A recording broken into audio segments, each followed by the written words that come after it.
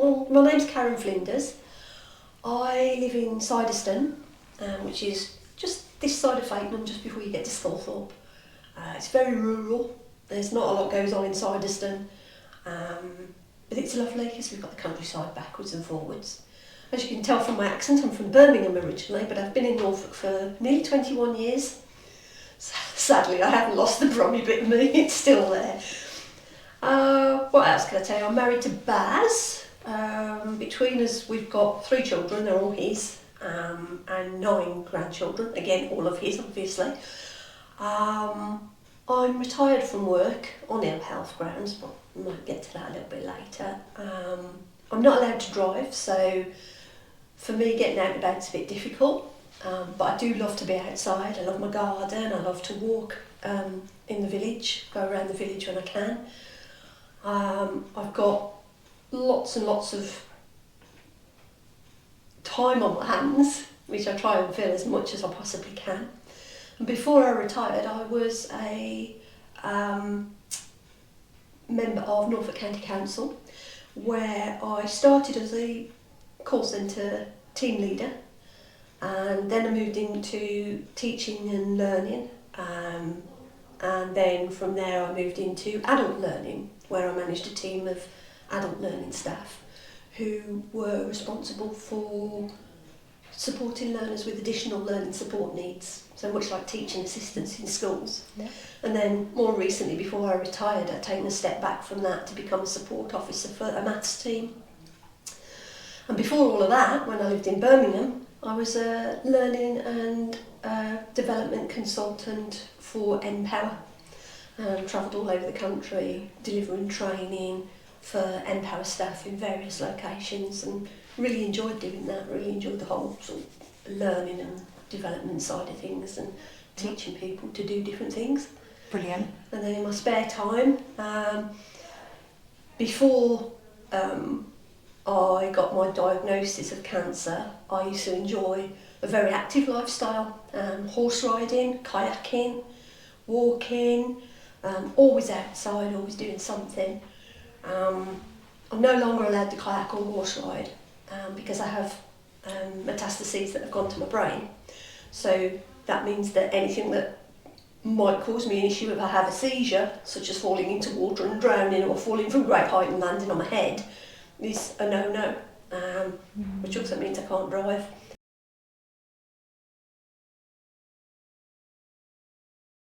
I was diagnosed with stage 4 inoperable and incurable cancer on the 6th of December 2022, so 2 years and 6 days ago. And it came as a complete and utter shock, because 18 months before that I'd had a subarachnoid hemorrhage, and they were trying to find out the cause of that. I had no end of scans and MRIs and tests, and they just couldn't find what the problem was. So in November 2022, I went for another scan, and I said, it's going to be fine, there's no problem, they won't find anything. I'd just had COVID, and I'd still got a bit of a cough, and I was getting out of breath quite quickly, and I just thought I was unfit because we were just coming out of lockdown or one thing and another. And the doctor called me up and he said, "We found some more lesions on your brain. We're going to send you for an urgent full-body CT scan." And in the fuzz of, wow, they've actually found something, and okay, full-body CT scan, I'm thinking, okay, well, I have just had COVID, I do have mild asthma, maybe they just give me the full once over just to check. And the results came back, and I got an appointment at the respiratory clinic at the Queen Elizabeth Hospital in King's Lynn for Wednesday, is it Wednesday? I can't remember what day, but it was the 6th of December at 11:30. We went in, we sat down and we waited, and we went into the room, and the doctor sat me down, and he literally said, "I'm not going to beat about the bush. You have inoperable and incurable stage 4 lung cancer, and it's gone to your brain." And that was the first I knew about it. Nobody had said a thing about it. So as you can imagine, that was a bit like a solid cricket bat to the face. And the first few months were just spent in a complete daze getting test results and things, because at that time, they also told me that I'd only got 9 to 12 months to live, even though I hadn't asked for the prognosis. He just came out with it. Fortunately, I then had some tests that found out I'd got a particular mutation of my cancer, which is called EGFR, exon 19 deletion. And what that meant is that somewhere in my DNA there's a break in that chain. But what that meant was that I could take a tableted treatment called a tyrokinase inhibitor. And what that does is it attaches itself to the cancer cell and stops it from growing. And that increased my prognosis to 18 to 24 months. And I'm now over that by 6 days, which is amazing, but it's also very scary because now we really are in the realms of the unknown. And until I speak to my consultant next week, I just don't know what's going to happen. Well, he won't know what's going to happen either, but it's just a wait and see, like it has been for the last 2 years really. But so that was pretty good. Hopefully the drugs will keep working, because eventually the cancer cells will find a way around this drug, and then we have to look at something else, which will more than likely be chemotherapy. But there are new things coming in all the while, and there's just recently been approved in America and approved in Europe a drug that you can take alongside the chemotherapy that will give you an additional, I think it's something like between 4 to 8 months on top of chemotherapy alone. Everybody's really hopeful that it will be approved for use in the UK early next year. So I'm keeping everything crossed that my scans in January are clear, and by the time we get to the next one, if I need it, that option will be available for me, because that will be absolutely fantastic.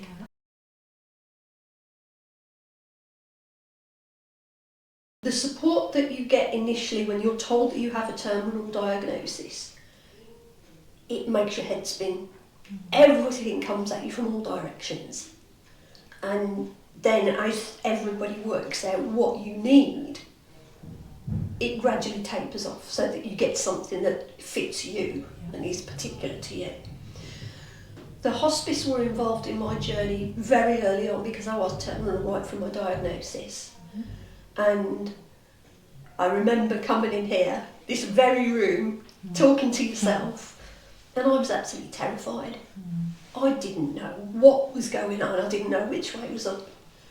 And the hospice, out of all my support, has been the biggest support. I have done so much here, and I am so lucky to have had the support of hospice. I just can't put it into words, because everybody thinks hospices are about death. They're not about death. Far from it. They are places of life. They are places of joy. They are places to celebrate life and enjoy your life. Yes, okay, I'm getting 30 odd years less than I should have, but the last 2 years have been amazing. A lot of that is down to the support that I've had from the hospice, with the breathlessness management, with the exercise classes, the wellbeing in nature, which really opened up my enjoyment of the outdoors and being outdoors even more than it had previously. And more recently, the arts and craft class that I've done. It's all been a massive help. And not just the classes that I've done here, but the friendships that I've made here, and also the other resources that I've been able to access as a result of being at the hospice. So things like having my reviews, and then being connected to the Big C, and getting support from the Big C, which I wouldn't have known about on my own. So yeah, hospices are absolutely amazing places, and people don't recognise that unless there's a need for them. People think that they are places of doom and gloom unless you have been to one.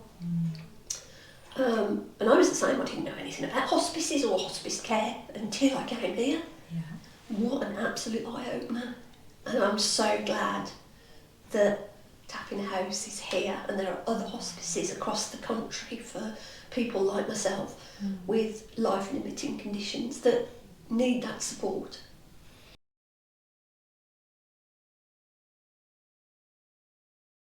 living well for me means taking every opportunity that I possibly can to do things, to get out and experience things.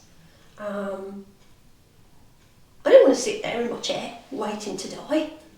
I want to make the most of every second. I'm not dying from cancer, and so many people would say it, but I really am living with cancer. Yeah, it will kill me eventually, we all know that's going to happen. Not today, it won't. Not tomorrow. So for me, living well is about taking every opportunity that you can, making the most of things. I have got a holiday booked in April. Will I be alive in April? I don't know. That's what insurance is for. Last year I booked tickets for the Thursford Christmas Spectacular. Not dreaming I'd be here, but here I am and I'm going. It's things like that, booking things in to look forward to. You do tend to live in blocks between your scans because you know then that you've got a decent amount of time that you're going to be okay. But yeah, every opportunity I can, I will take that opportunity, even if it's just to go out for a walk or get out in fresh air or come here to do something. I quite often come in with my husband to use the cafe and just have lunch on the way past. So yeah, I take every moment I can because there isn't any point in just sitting there waiting.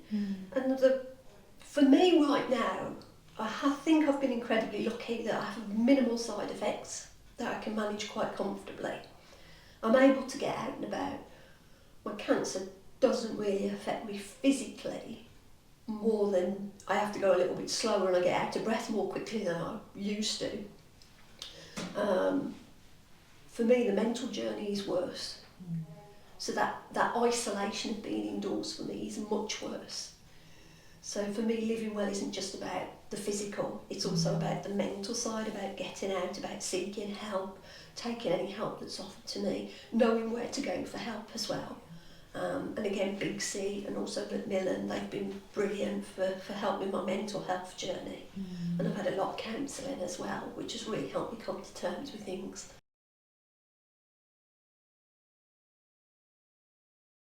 That is hard. I'm not going to lie, it's hard. But there are ways around it. And to a certain extent, you have to take responsibility for yourself. It's up to me whether I'm going to sit there and be miserable and worries me, cancer's going to kill me, or, yeah, like I said earlier, cancer's going to kill me, but not today, it's not. On the days where I am low, I have lots of tools from my clinical psychologist that my consultant signed me up to. I have lots of things that I can do. I've actually got a box now full of arts and crafts equipment that I've collected over my time since I've been working at the hospice, doing all the different groups and things. And I've been home and bought my own art supplies and things and popped them all in a box. There's a big difference between collecting arts and crafts supplies and actually using them though. So you've got to find that push within yourself when you're low to get out, go for that walk, do some drawing, take a picture of something and paint it indoors, because at this time of year I can still go out, but it's harder for me because of the cold air gets into my lungs. And when you're on one wonky lung, it's not so much fun, but I still do it. So when I'm really struggling, I talk to people, tell them I'm not doing so great. My friends and family that are closest to me know my situation and they pull me through. I also use the Macmillan phone line, and I've been known to phone them from Cyprus. When I've been poorly in Cyprus and gone on my holiday, I thought this was a good idea, but I've been here 3 days and all I want to do is go home. I phone the Macmillan helpline and say I'm in Cyprus, can we come home? And they're like, what's stopping you? Nothing, I can go to the airport tomorrow and get on a plane. I didn't, but it's just having that person there that doesn't want to fix you, that doesn't know you, that isn't going to tell you to snap out of it.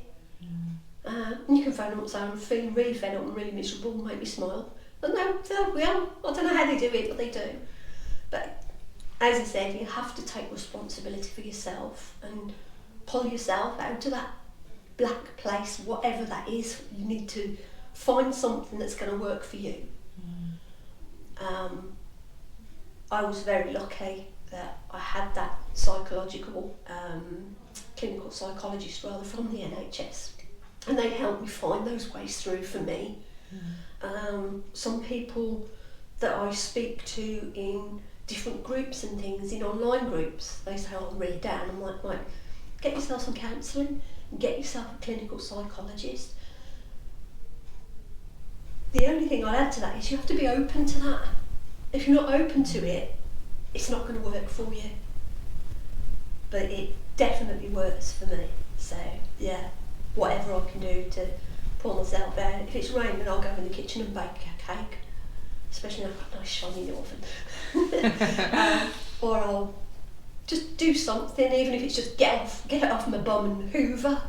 Bit of activity, just something to break that cycle of sitting there feeling sorry for myself and thinking, I'm going to die. Well, yeah, I know that now, but not for a while yet, I hope. I keep telling my consultant I want 5 years. There's a 5% chance of me getting to 5 years, apparently. Yeah, well, they gave me 2 years and I've passed that, so let's go for it, why not?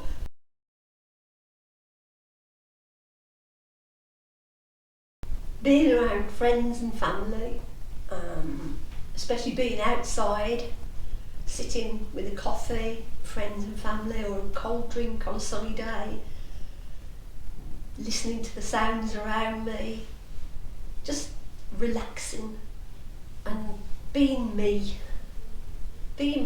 without being me with cancer or even thinking about cancer. We went on holiday last year and I didn't think about cancer for 2 whole weeks. It was brilliant. And you can go days when you live well and you have things to occupy your time and you have that support and those tools and those mechanisms in place. You can go for long periods of time without thinking about cancer, without thinking about how ill you are. And I'm able to do that now. I'm quite lucky, so that means a lot to me.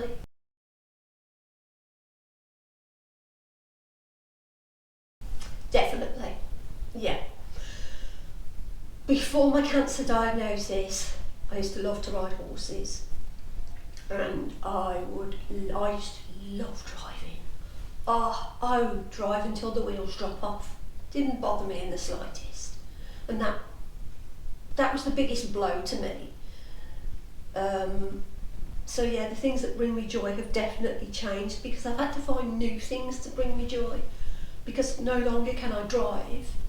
I can't get up to the yard, to the horses, so I can't go and ride. I never had a horse of my own, but I was lucky enough to be able to ride friends' horses and ponies and took the riding school ponies and horses out as well. More recently I was hoping to be able to volunteer with a lady that has some miniature donkeys, but the cost of getting to and from the field was prohibitive, so that knocked me backwards. So yeah, things that used to bring me joy and I'd spend a large portion of my time doing, such as being around the horses, I can no longer do. But what I can do now, and this is partially in quite a large way, I think, because of what the hospice has given me through the wellbeing and nature classes, I can go outside into my garden and I see things that I didn't see before. So we did an exercise in breathlessness management about looking at colours, and I look for different shades of colours, and again I've learned that through the wellbeing in nature and the art classes, looking at colours, looking at shapes, listening to sounds, just being in nature, go out for a walk, sit on the bench, just looking at what's around me, and that brings me much more joy than it did previously. I'm much more aware of that now, and that's, as I say, in most part thanks to everything that the hospice has given me.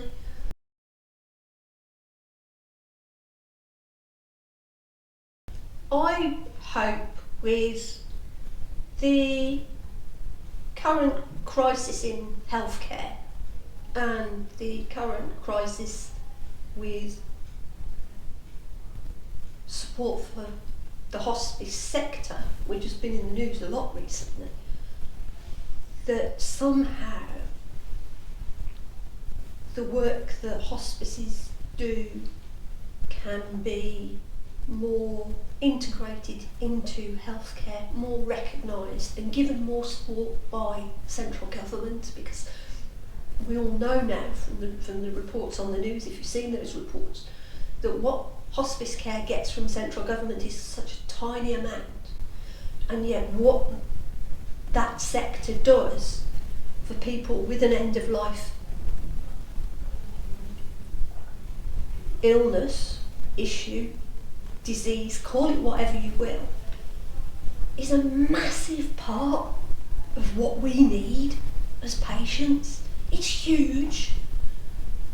So that definitely needs more recognition, and that is what I'd like for the future, so that more people like me can access these kind of services, and more people like me get the opportunity to live well with cancer.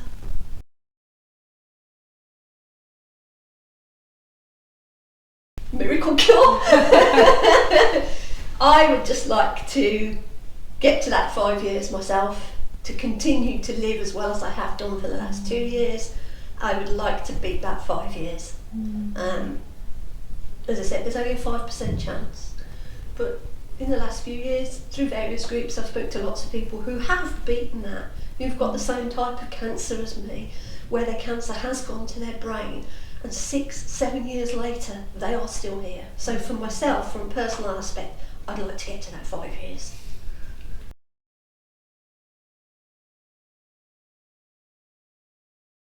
It's not actually the end, I think. You think it's the end, and you'll wake up every morning at stupid o'clock, crying, thinking, my life is over. No, your life is not over. Absolutely not. You can live well. You're going to live a lot less than you thought in some cases, but you can still live well. You can still enjoy the time that you have, and you can pack it with as much as you want, so you don't have to miss out on things. I think that's what I'd say. Don't be afraid to ask for help. End of life isn't about dying. It's about that living well. Hospices are places of joy. You can do it. I didn't think I could. But every day you wake up, it's another day. You can do it. It is not the end. Not the end by a long shot.